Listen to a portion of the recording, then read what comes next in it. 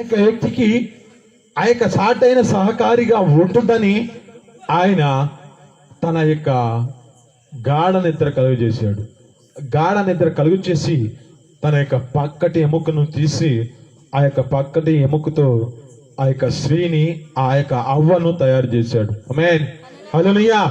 ఎప్పుడైతే ఈ యొక్క అవ్వను తయారు చేశాడో ఆ యొక్క అవ్వను తెలిసిన తర్వాత కూడా ఈ యొక్క ఆదాము గారు ఆ యొక్క వ్యక్తి అతనికి ఆ యొక్క అవ్వకి కూడా పేరు పెట్టాడు. ఆమేన్.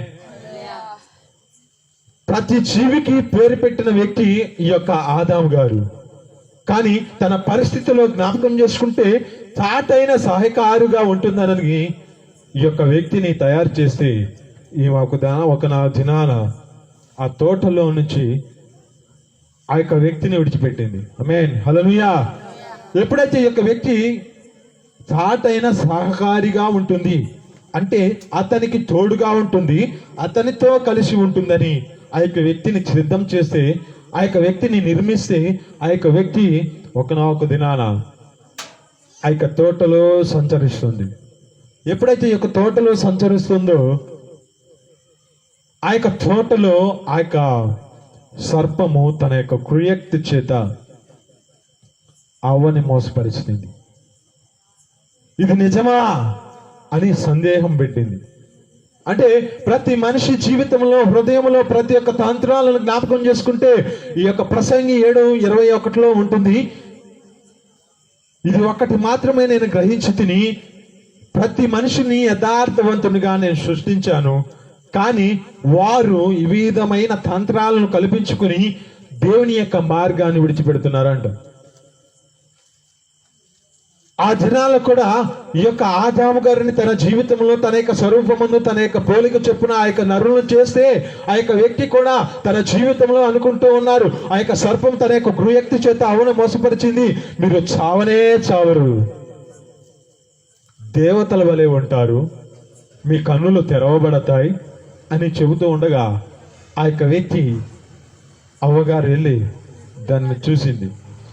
అది చూడగా చూపునకు ఆ యొక్క చూచుటకు అది అందముగాను రమ్యముగాను ఉందంట. అది తీసుకుని ఆ యొక్క వ్యక్తి తిని పక్కనున్న ఆదాము గారు కూడా ఇచ్చింది. ఎప్పుడైతే ఈ యొక్క ఆదాము గారు కూడా తీసుకొని తినిన దినాన వారు ఆత్మానుసారంగా చనిపోయారు. ఆమేన్, హల్లెలూయా. ఈ దేహము దేవుని యొక్క ఆలయము, ఈ దేహము దేవుని ఆలయమై ఉన్నదని మీరు ఎరుగురా, మీరు మీ సత్తు కారు, విలువ పెట్టి కొనబడిన ప్రతి మనిషి ఆయన దేహముతో, మన దేహంతో ఆయనను మహిమపరచాలి. ఎప్పుడైతే వీరు వారి జీవితాలలో ఆ యొక్క తోట ఫలంలో ఉన్న వృక్ష ఫలాన్ని తిన్నారో ఆత్మానుసారంగా చనిపోయారు. దేవుని యొక్క పోలికని ఆ యొక్క వ్యక్తిలో తీసివేశారు. ఆ యొక్క దేవుని యొక్క పోలికను అంతటితో ఆ యొక్క మహిమ స్వరూపియగా ఆత్మచేత ఆ యొక్క వ్యక్తులు నడిపించబడుతూ ఉన్న వారి జీవితంలో అంతవరకు లయమైపోయారు. ఎప్పుడైతే వీరి జీవితంలో ఈ విధంగా అవిధేయతను కలిగి ఉన్నారో వారు శపింపబడుటకు కారణమయ్యారు. ఎప్పుడైనా ఈ తోట ఫలంలో వృక్ష ఫలాలు తింటారని వాటికి కెరూబులను షెరాపులను కాపలాగా ఉంచాడు. అయితే మనం గ్రహించగలిగింది ఏమిటంటే నరుని యొక్క హృదయము ఆదికాండం 6వ అధ్యాయంలో ఉంటుంది. 6:5 చదవండి.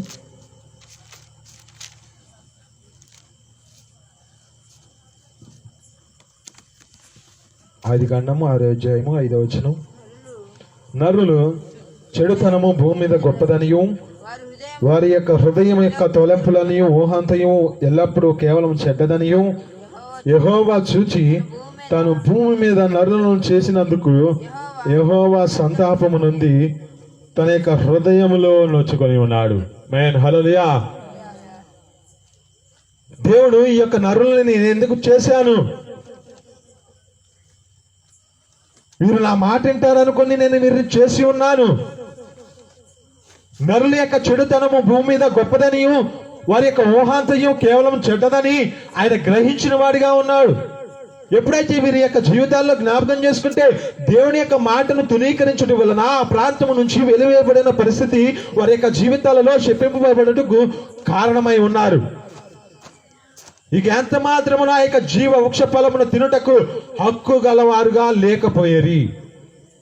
ఇక ఆ ప్రాంతంలో ఏమి చేతనైనను ఆ వృక్ష ఫలాన్ని పట్టుకొని తీసుకొని తింటారని ఆ ప్రాంతము నుంచి వారిని వెలివేశారు. మేన్ హల్లెలూయా. మన పరిస్థితులు ఏ విధంగా ఉన్నాయి? దేహముతో దేవుణ్ణి మహిమపరుస్తూ ఉన్నావా? ఆ సీమను అనుకుంటూ ఉన్నాడు, నేను ద్రవ్యాన్ని ఇస్తా, నేను ధనాన్ని ఇస్తా, నేను వెండిని ఇస్తా, నేను నా బంగారాన్ని ఇస్తా, ఈ యొక్క అధికారాన్ని నాకు ఇవ్వుడి అని సేవకుల ఎద్దుకు వెళ్ళాడు. నీ వెండి నీతో నశించునుగాక, నీ హృదయము దేవుని ఎదుట సరైనదిగా లేదు. ఆ యొక్క హృదయాన్ని నువ్వు సరి చేసుకో, లేకపోతే నీ యొక్క పాలి పంపులు, నీ యొక్క దేవుని యొక్క సన్నిధులు నీకు పాలి పంపులు ఉండవు. మీరు ప్రతి ఒక్కరూ గమనించిన వారై రేపు దినమున మన జీవితాలలో ఆ యొక్క ద్రాక్షారసమైనను ఆ యొక్క దేవుని యొక్క రక్తమును శరీరమును తినుటకై మనము హక్కు గలవారిగా జీవించుటకై ఆ పాలి పంపులుగా నువ్వు జీవించాలంటే నీ జీవితంలో హృదయము సరైనదిగా ఉందో లేదో గ్రహించాలి. ఇక్కడ అంటాడు ఆ యొక్క ద్వితీయ ప్రదేశ ఖండము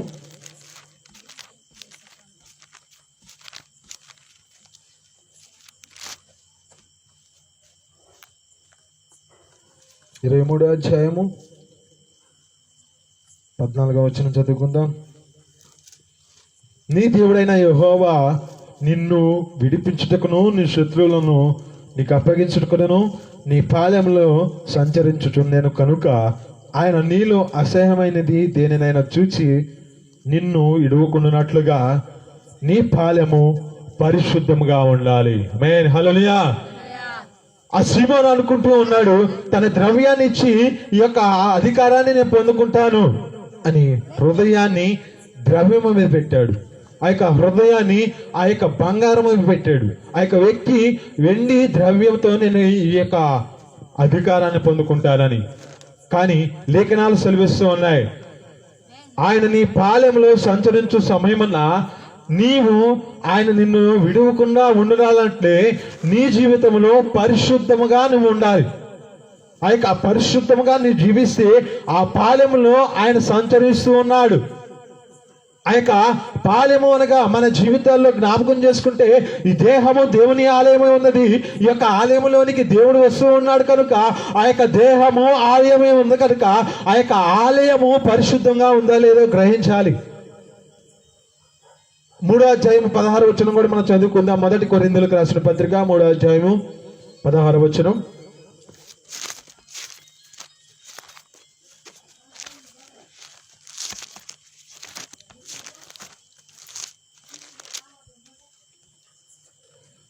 మీరు దేవుని యొక్క ఆలయమై ఉన్నారని దేని ఆత్మ మీలో నివసించుతున్నదని మీరు ఎరుగురా.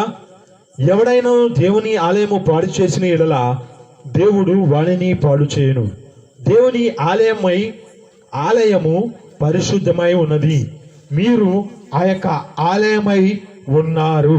ఆమేన్ హల్లెలూయా.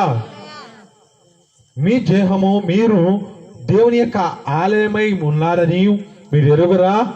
మీలో ఉన్న పరిశుద్ధాత్మ మీరు ఆ యొక్క నిలయమై ఉన్నారని మీరు ఎరుగురా.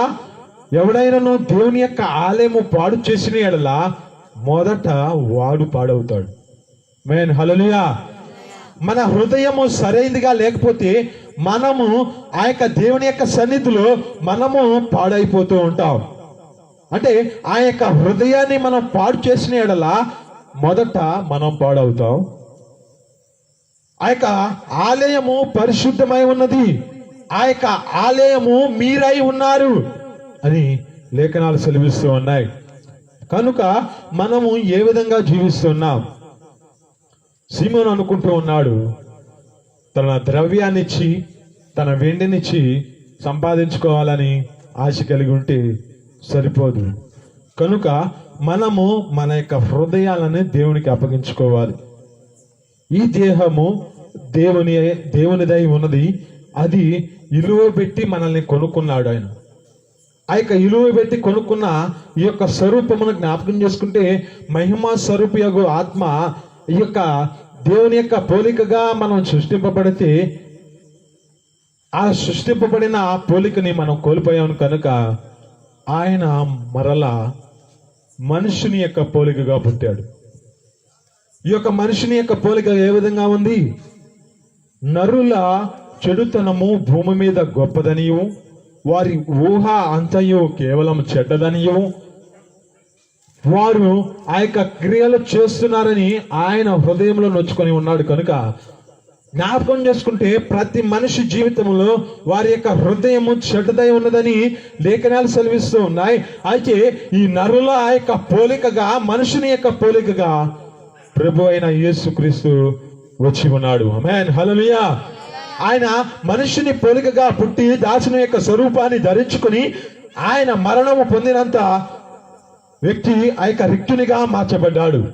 అంటే అతనికి ఆ యొక్క అధికారము కలిగి ఉంది, కానీ ఆ యొక్క అధికారం ఉన్న ఆయన జీవితంలో ఏమీ లేనివానిగా ఉన్నాడు.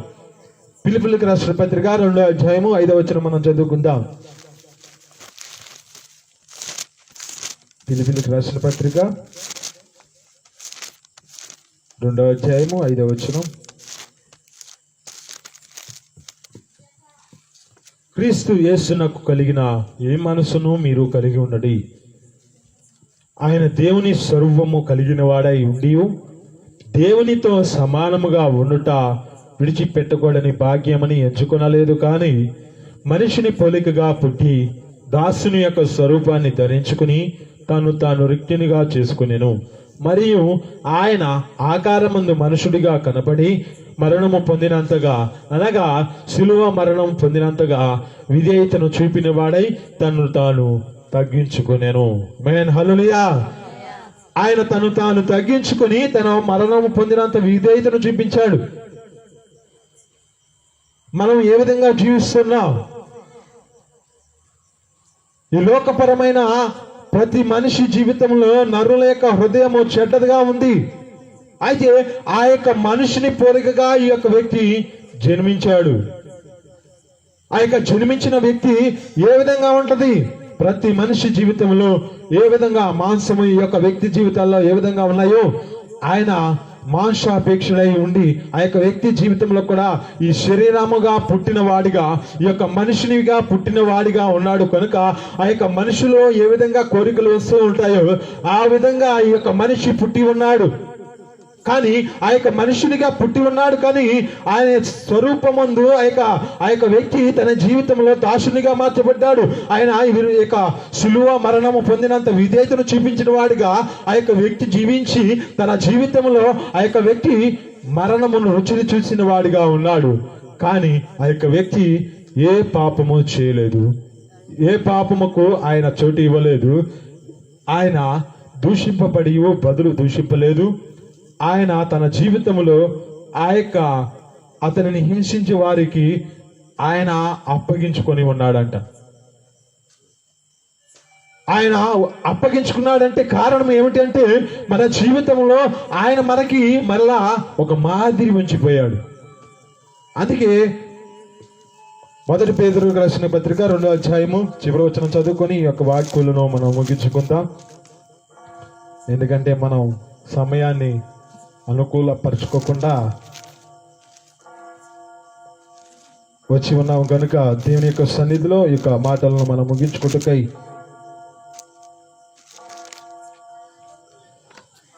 1 కొరింథీయులకు రాసిన పత్రిక 1 పేతురుకు రాసిన పత్రిక 2వ అధ్యాయము